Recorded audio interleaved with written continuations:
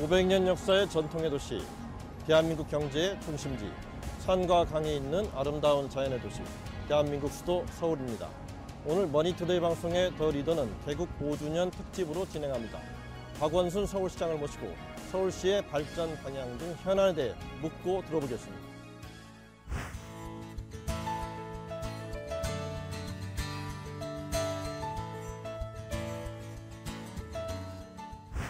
시장님 좀 바쁘신데 나와주셔서 감사드립니다. 아닙니다. 반갑습니다. 네. 지금 취임하신 지 거의 정확히 2년 되신 거죠? 이제 2년 다 돼가죠. 예, 되돌아보시면 좀 어떠신지요, 소회가? 글쎄 세월이 너무 빨리 가는 것 같고요. 시장은 10년은 한 것 같습니다. 예. 하도 서울시는 잘 아시다시피 참 큰 도시잖아요. 1,000만 명이 사는 도시니까 예. 서울시가 해야 될 일도 많고 또 요청하시는 일도 많고 그래서 눈 깜짝하세 지나는 것 같습니다. 예, 워낙 많은 일을 하셔서 또 하나를 꼭 꼽으라면 어려우시겠지만 그래도 가장 보람 있는 일을 좀 꼽아주신다면? 서울시는 말씀드린 것 같이 하도 많은 분야, 우리 시민들의 삶의 모든 부분을 우리가 다 이렇게 돌보고 또 추진해야 되는데요.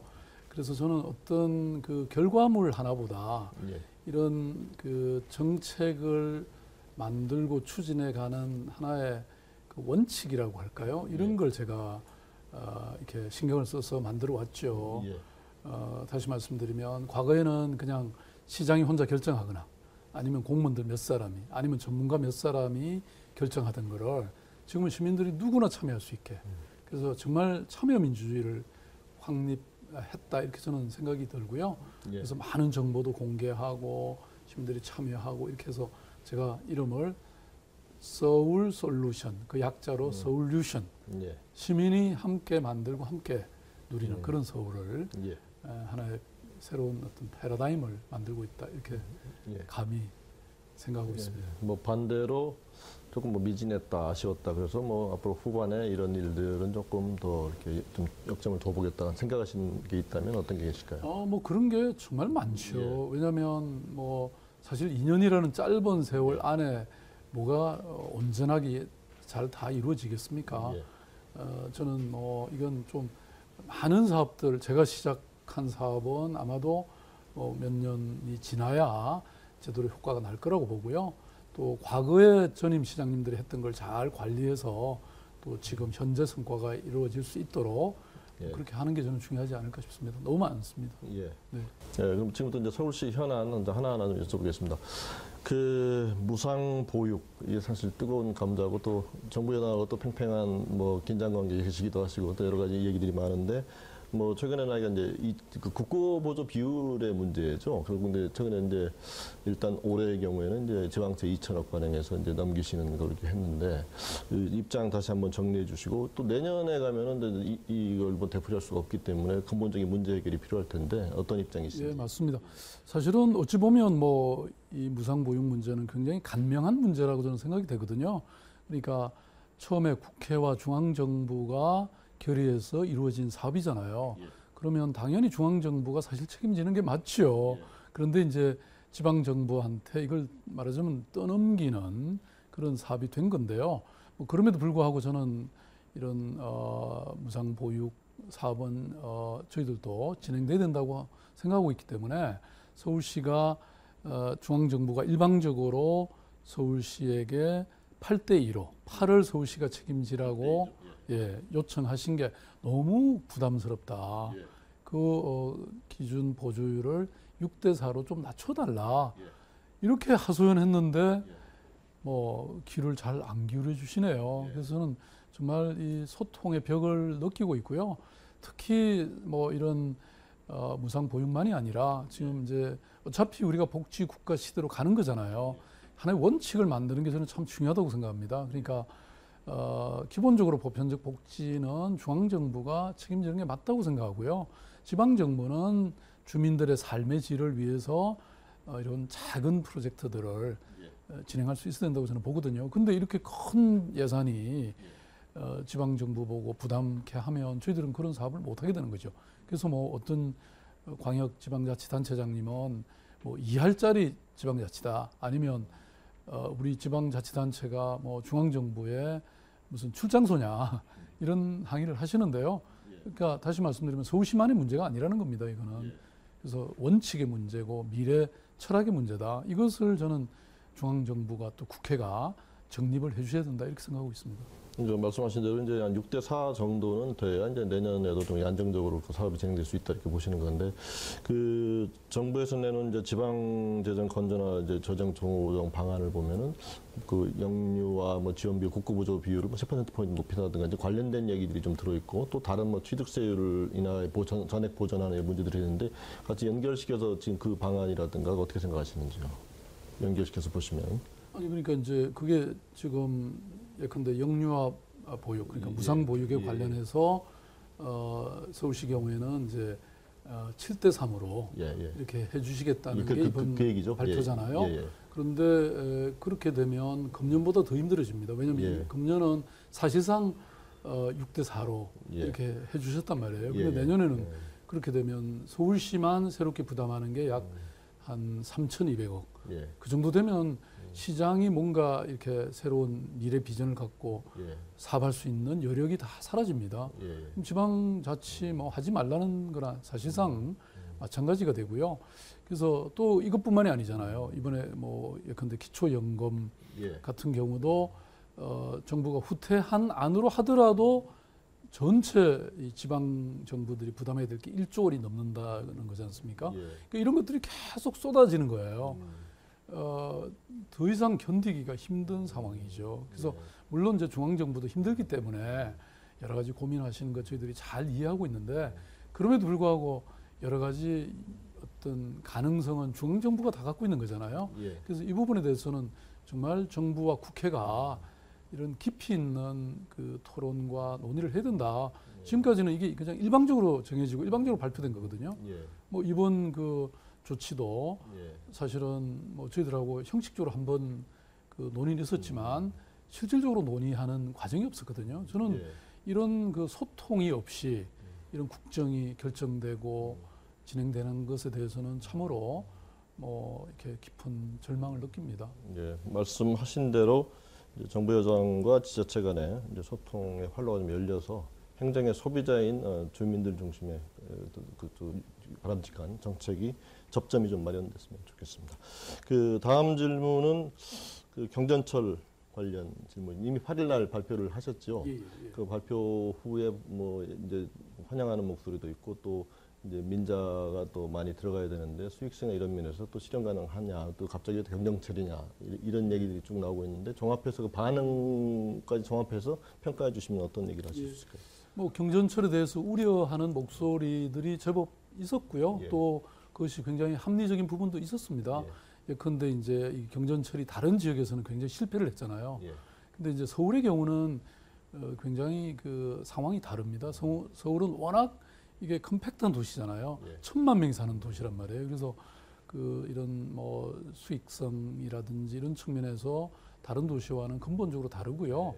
뭐 외국과 비교해도 런던이나 뉴욕이나 파리와 같은 이런 대도시의 경우에 철도율이 우리보다 훨씬 높거든요. 그리고 또 경전철이라는 게 뭐 새로 뭔가를 만드는 것이 아니고 이미 기존에 있는 간선 철도에다가 그 아주 열악한 지역, 교통 취약 지역에만 이렇게 지선을 만드는 셈입니다. 예를 들어서 뭐 관악구라든지 또 서남권이라든지 동북권이라든지 이런 쪽은 거기는 훨씬 지역적으로도 소외돼 있는데 대중교통마저도 이렇게 소외돼 있으니까 그분들에게 말하자면 시민들에게 발을 달아드리는 이런 것이고요. 그다음에 이제 걱정하시는 민자 문제는 저희들이 지하철 9호선을 말끔하게 지금 정리하고 있잖아요. 다시 말씀드리면 과거에 뭐 이른바 이제 그 이 맥쿼리의 어떤 여러 지나친 이자 지급이라든지 후순위 채권에 대한 뭐 이런 걱정들이 계셨는데 이번에 그 민자를 굉장히 건전한 이런 민자로 대치했고 서울시가 이 요금 인상권 이거를 가지면서 말하자면 공공적 통제를 하면서 동시에 또 이자율도 확실히 낮추고 그래서 민자를 우리가 잘 다룰 수 있다라고는 확신을 가지게 됐고요. 그리고 더 한마디만 더 보태면 이게 뭐 어느 날 갑자기 다 하면 문제가 될 수 있죠.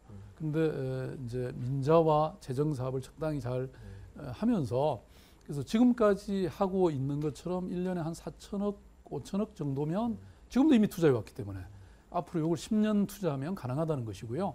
그다음에 저희들이 이걸 통해서 10년 동안 하는 사업이기 때문에 한꺼번에 이게 투자하는 게 아니거든요. 예. 지금 뭐 서울시는 채무도 많고요. 제가 늘 말하자면 부채 빚쟁이 축소에, 심정에서 예. 다루고 있기 때문에 그 시민들이 이렇게 우려하시는 그런 부분은 저희들이 최소화해서 뭐 채무도 계속 제가 지금 취임한 이후에 한 거의 1조 5천억을 줄였거든요. 예. 그러니까 이런 걸 하면서도 합리적으로 잘 추진해 갈 겁니다. 너무 걱정하지 않으셔도 된다는 말씀 드리고 싶어요. 뭐 아무쪼록 하여간 그 공공성과 수익성이 조화되는 사업으로 잘 자리 잡을 수 있으면 좋겠다는 생각이 듭니다. 지금 사실 다음 문제는 전월세 문제인데요. 지금 서민들이 정말 많이 어렵습니다. 집값은 뭐 크게 뭐 많이 떨어져 있는 상황에서 뭐 전세값은 또 하늘 높은 지붕으로 오르고 또 월세 사정도 좋지 않고 해서 물론 이제 중앙정부가 기본적인 정책을 추진해야 되지만 서울시 차원에서는 지금 어떻게 특히 겨울철이 다가오는데 어떻게 돕고 계시는지. 뭐 기본적으로 이제 워낙 큰 재정이 투여돼야 되니까 말씀하신 것처럼 중앙 정부의 정책이 중요하다고 생각하고요. 근데 서울시로서도 뭐 역량이 닿는 한 최선을 다하고 있는데요. 우선 공공 임대주택을 많이 공급하는 게 중요하잖아요. 제가 취임 이후에 이제 3년이 채 안 되는 임기임에도 불구하고 아무튼 8만 호의 임대주택을 공급하겠다. 그렇게 해서 공공 임대주택을 말씀드리는 거죠. 그래서 지금 이미 한 6만 호 정도, 특히 금년에 한 1만 호 정도를 공급하게 되고요. 그다음에 이제 전월세의 경우에는 전월세 이 보증금이 또 문제잖아요. 요거를 제대로 지원하는 전월세 보증금 지원센터를 만들어서 뭐 이렇게 뭐랄까요, 잠깐 그 공백이 생기잖아요. 보증금을 못 받아 나가는데 이사를 가야 되는 이런 상황에서는 융자를 드린다든지 또 장기 안심주택이라든지 또 기숙사, 공공기숙사도 많이 짓고 있고요. 그 중에 하나만 더 보탠다면 과거에 왜 시프트라는 게 굉장히 인기가 있지 않았습니까? 그런데 이제 그게 과거에는 좀 대형 평수 중심이었어요. 그래서 그걸 지금은 뭐 서울 시민의 인구 중에서 1인 가구가 거의 절반이 되기 때문에 좀 소형으로 지으면서 더 많이 공급하는 이런 시프트 저희들이 한 사람 사는 가구가 절반. 한 2인 가구. 2인 가구. 2인 가구까지 치면 절반 정도. 1인 가구. 가구가 한 23%. 다음 질문은 사실 뭐 어떻게 보면 오늘 질문 중에 핵심적인 질문 중에 하나가 되겠습니다만은 내년 6.4 지방선거 뭐 다들 지금 그렇게 생각하고 있습니다만 저 대선에 도전하시는 거죠. 글쎄요, 뭐 아까 말씀드린 것처럼 제가 이제 취임해서 이 임기가 보궐선거로 들어왔기 때문에 한 2년 8개월, 그러니까 3년이 안 되는 기간이니까 제가 여러 가지 시작은 했지만 아직 뭐 이렇게 중간에 진행 중인 것들이 많지 않습니까? 예. 그래서 아무튼 이런 것까지 어느 정도는 좀 이렇게 완성도 하고 이렇게 좀 힘있게 추진을 하려면 글쎄 한 번 정도는 더 하는 게 맞지 않을까 이렇게 생각은 하는데 뭐 시민들의 마음이시죠. 예. 사실 서울시장 재선도 재선입니다만은 뭐 지금 뭐 야권의 다음번 대선 좀 이른 얘기라고 생각하실지 모르겠습니다만은 뭐 이미 오래 전부터 다음번 대선의 유력한 후보 중에 한 분으로 지금 지목이 되고 계시고 또 많은 사람들이 지켜보고 있습니다.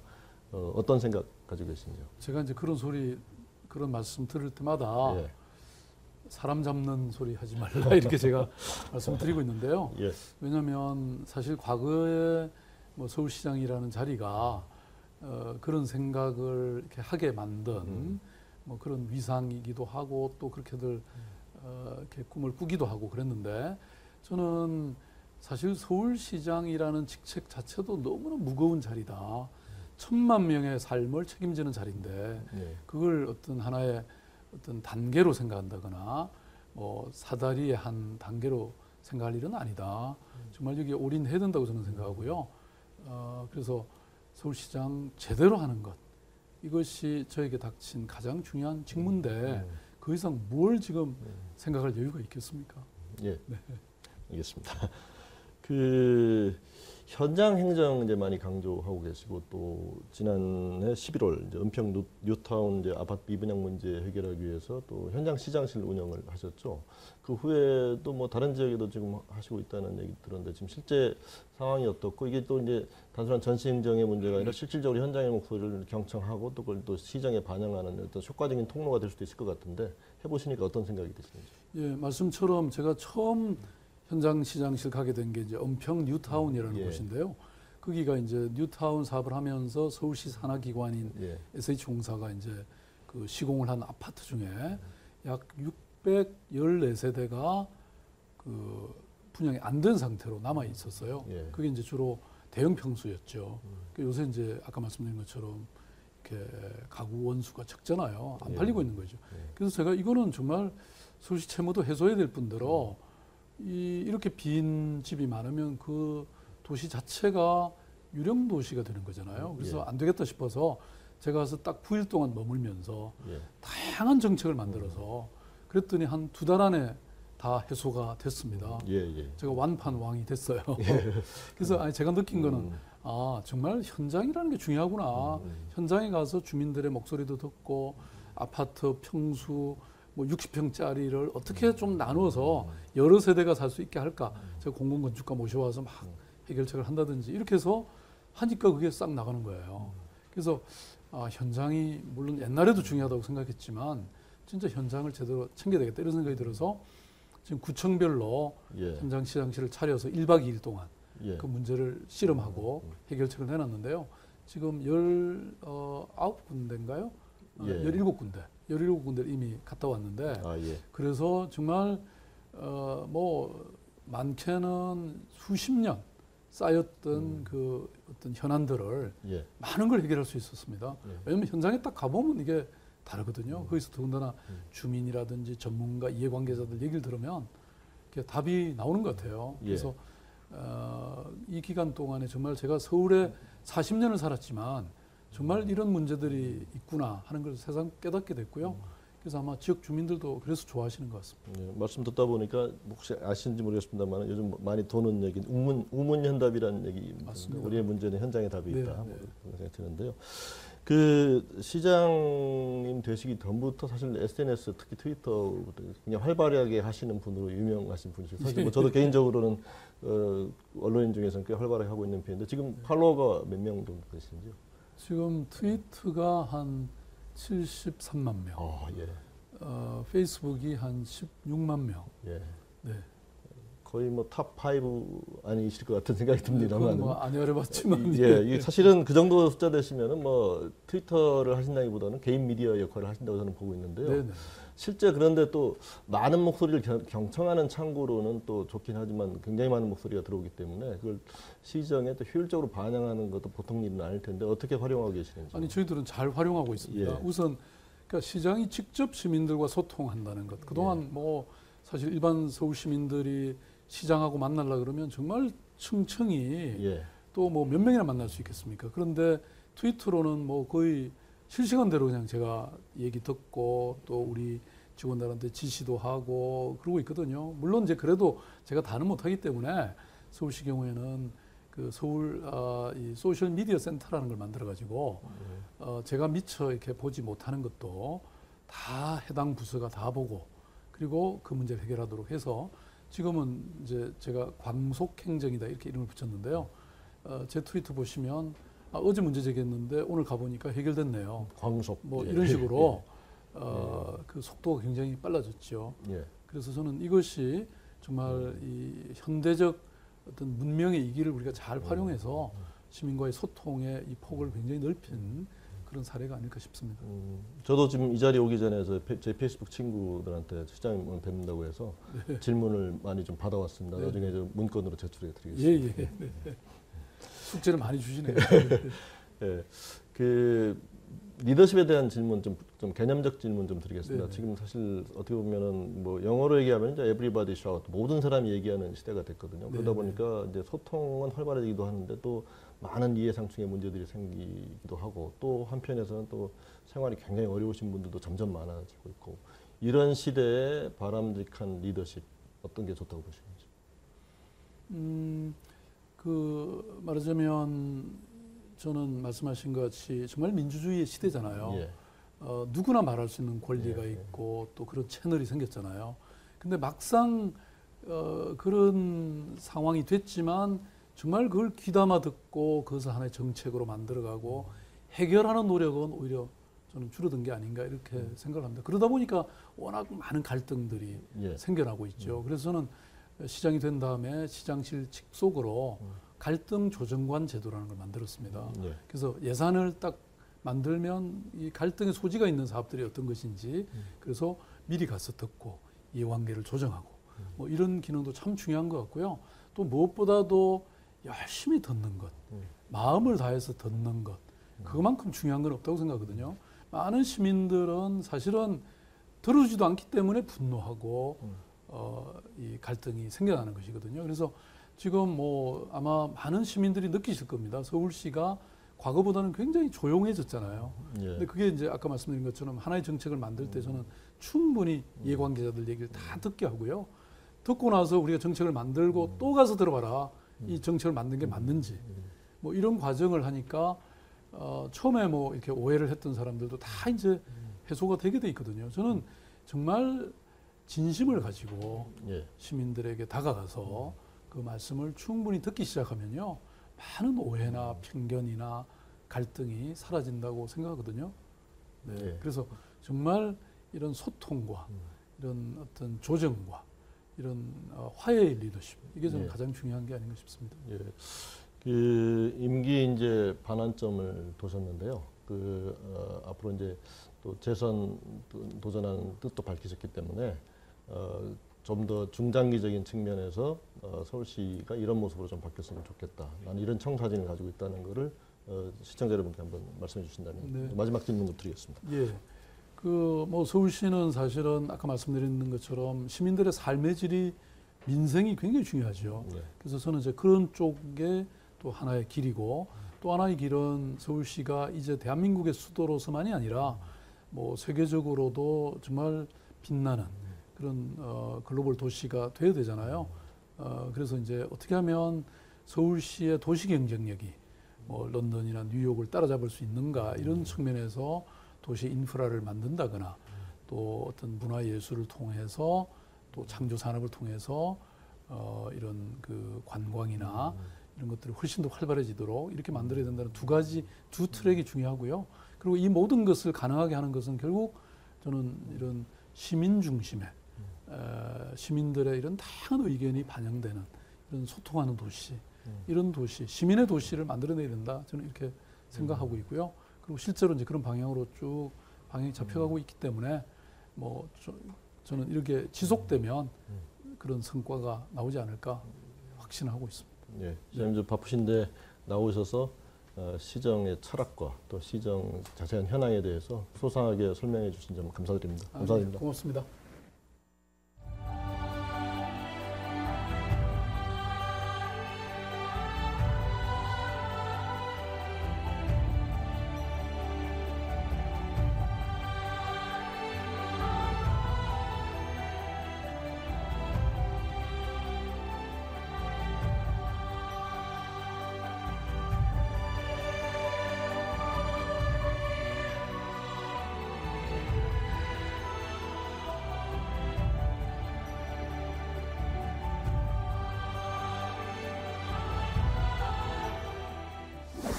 네, 보신 것처럼 박원순 시장은 시종 소통의 시정을 강조했습니다.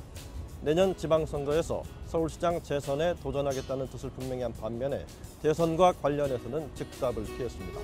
머니투데이 방송의 개국 특별 대담 방송 시청해주신 여러분 감사합니다.